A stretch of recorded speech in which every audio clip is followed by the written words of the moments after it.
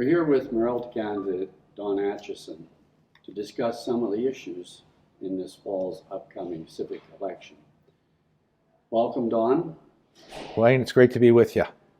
You know, one of the things I get asked quite often is, why is he running again? Well, you know, there's a long story behind it, but I guess the most important part is I just love the community. I just see that there's so much that we can still do. It's such an exciting place to live. And I look back over the past 4 years and I just think of the dismal record that was there. What's really been accomplished? And I say to myself, we can do better than that. And on top of that, with the pandemic that's before us right now, there are going to be so many challenges. And that's why I believe that we need to have someone with proven, experienced leadership to guide the way. There's 300,000 people out there in Saskatoon and around that are counting on us making good, sound decisions for the future. This isn't just about today. This is for years down the road. And we've got to be prepared. And that's why I'm running for mayor. Well, number one on your list of things is no tax. Yes, it is. And I truly believe that we can get to that point. And I want you to know right now, I am not voting for any tax increase in 2021, period. I believe it can be done. You know, there's a lot of businesses out there right now that are suffering. A lot of families are suffering right now. The families are wondering, are they going to be able to keep their home? What about their children? What about their parents? What exactly is going to happen to us right now? And on the business side, people are wondering, can I keep my business? Can I keep my employees employed right now? Am I in fact going to be able to survive through all of this too? And again, you need someone with proven, experienced leadership to get us there. And so for me, the city has to do its part. Yes, will it be difficult? Definitely. But is it possible and can we do it? Definitely. And we're going to get to 0%. And I can tell you right now, I'm not voting for anything other than a 0% tax increase on the city's portion of property tax. Now we're talking about taxes. Yes. Well, the big issue seems to be the library and the expense there.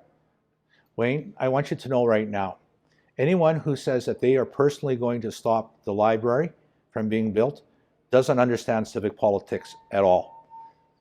The reason being is that no one person can stop any project. No one person can do any project.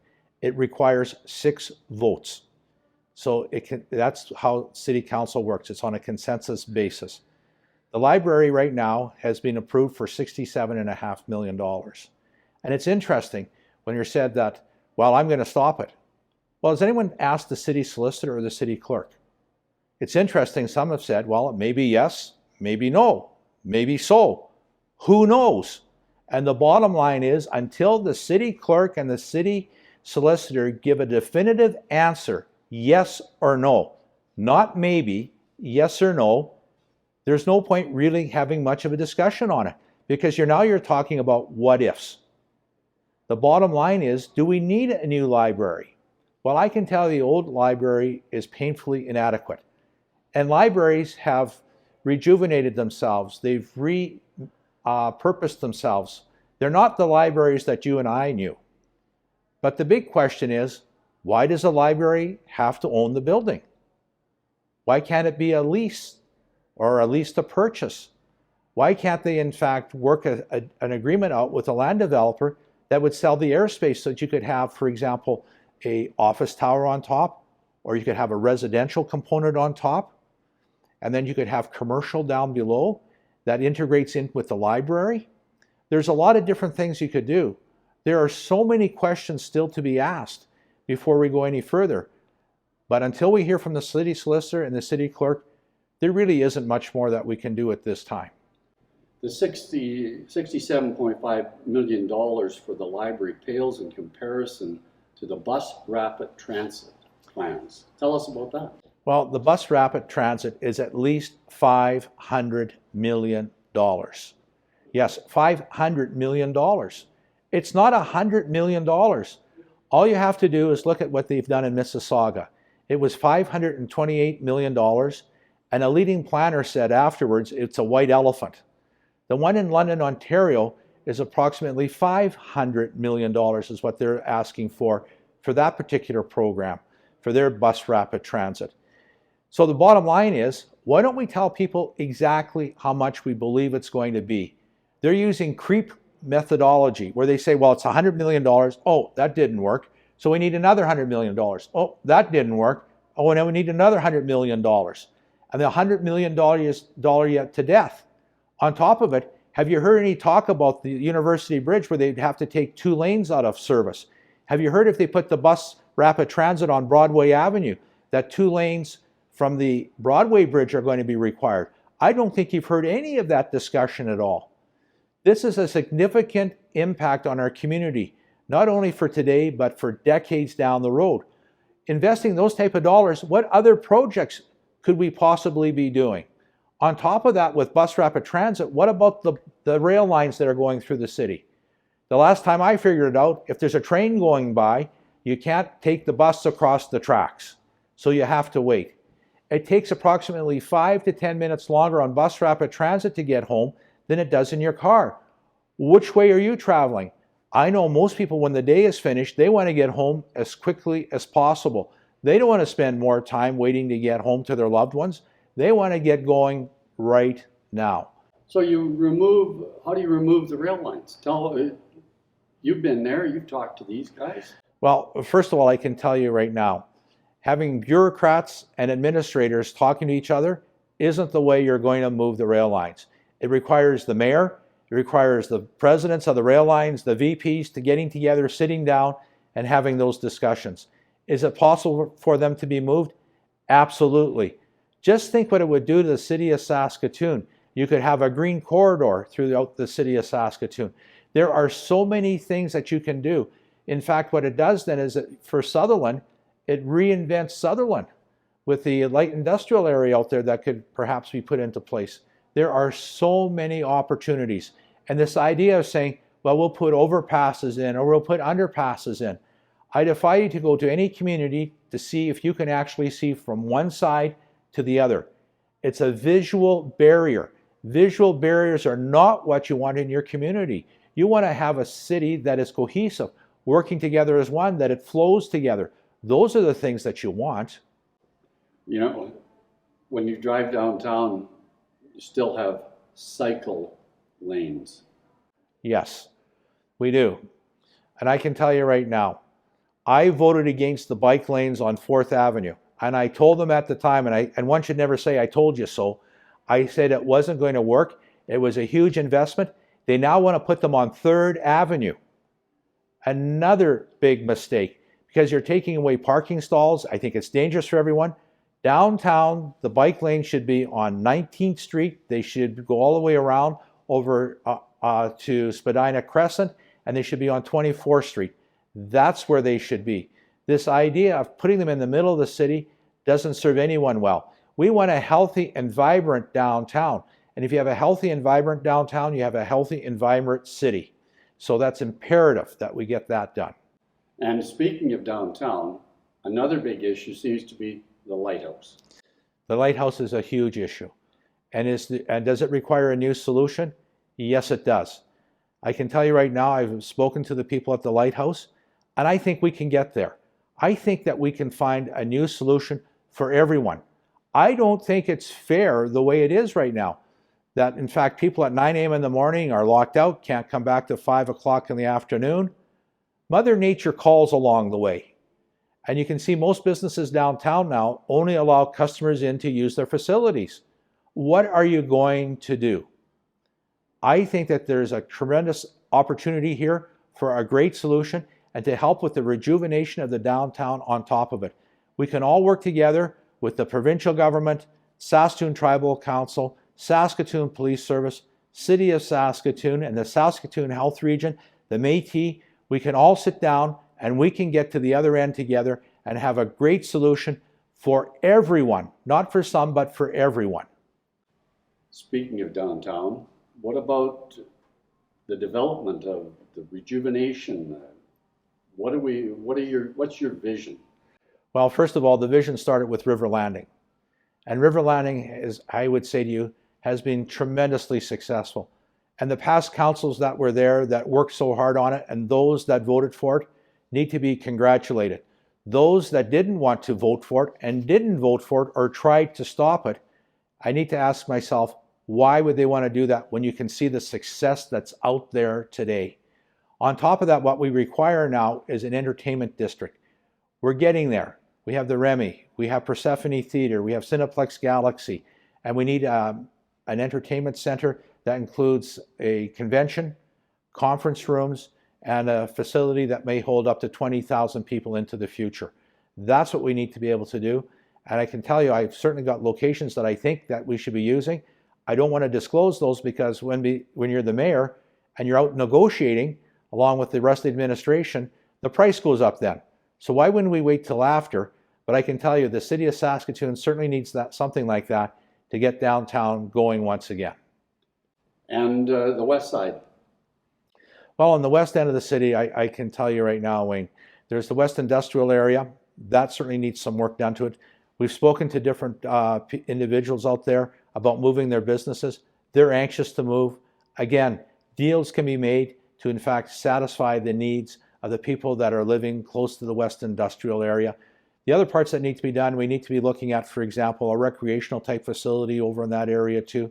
We need to be able to help those out that just haven't been able to get there themselves. And don't we want to have the same standards of facilities throughout the city of Saskatoon? I think we do. We can work with NGOs again, non-government organizations. We can work with government organizations. We can accomplish something like that. Look at St. Mary's School, the new St. Mary's School. What a phenomenal project. The Pleasant Hill development, where all the seniors are living now. They were able to stay in their own community. They didn't have to move away. These are great things that have happened.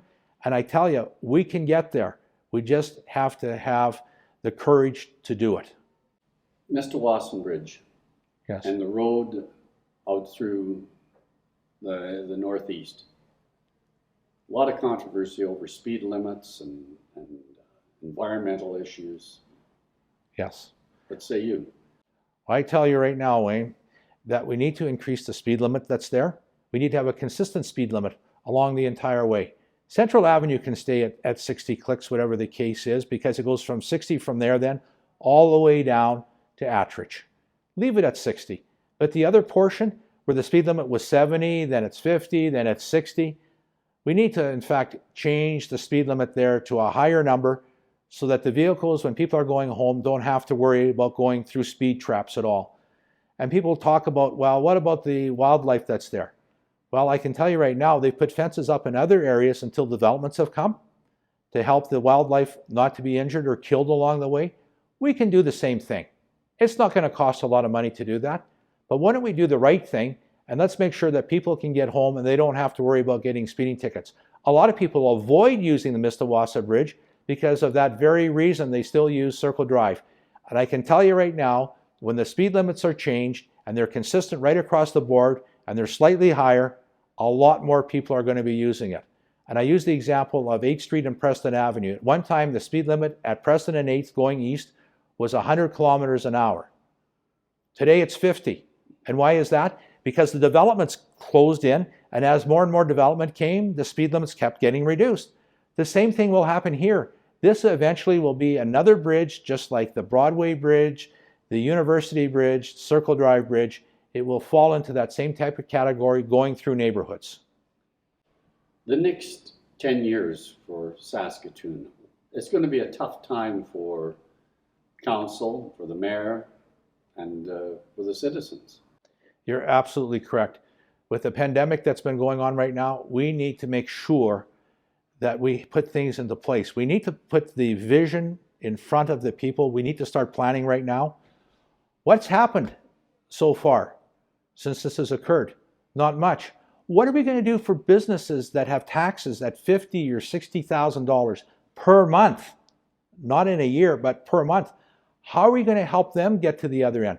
How are we going to deal with all these things? How are we going to deal with businesses that are struggling right now? All these things come to mind. We need to be able to address them. And so consequently, we need to have plans in place, like for the railways, for the entertainment center, all the major items. We need to be looking at smaller ones also, faith-based centers, community centers, all those things need to be looked at and talked about at this particular point in time. Don, there's been some discussion on safety in the community. People are talking about defunding the police. I think everybody wants to have a safe community. What's your stance? Well, I can tell you right now, everyone wants a safe community. Even the crooks do. They want a safe place to live in for their families. And I can tell you, when they're talking about this defunding the police, I'm not on that page at all. And on top of that, the most important part is nor reallocating resources to other services. That's the key. Because you may keep the budget the same, but then you take some of those monies and you allocate them off into different services that are associated with policing, but are not part of policing. And I can tell you, I am 100% opposed to that. And people say to me, well, what's safe? When will we be safe in Saskatoon? How would you know? And my response to you is, when any family member can take their children and walk throughout the city in any community and feel safe, then you have a safe city. And we need to make sure that we work on that constantly. We can't be having drug gangs move into this city and be selling the opioids and everything else, causing devastation to people. That's the last thing we need. We are going to have a number of officers there that are full-time employees that are looking after the police service force. We need the human resources in place. Cutting the policing is the last thing you want to do. Ask yourself this question: why do people from other countries move to Canada, Saskatchewan, and Saskatoon that happens to have 40 below weather in the wintertime? I don't think they're coming for 40 below weather the last time I figured it out. They're coming for safety. That's what they're looking for. What's the next thing they're looking for? They're looking for affordable, attainable housing. They're looking for a job. They're looking for stability, certainty in their life. These are the things that they want for their families.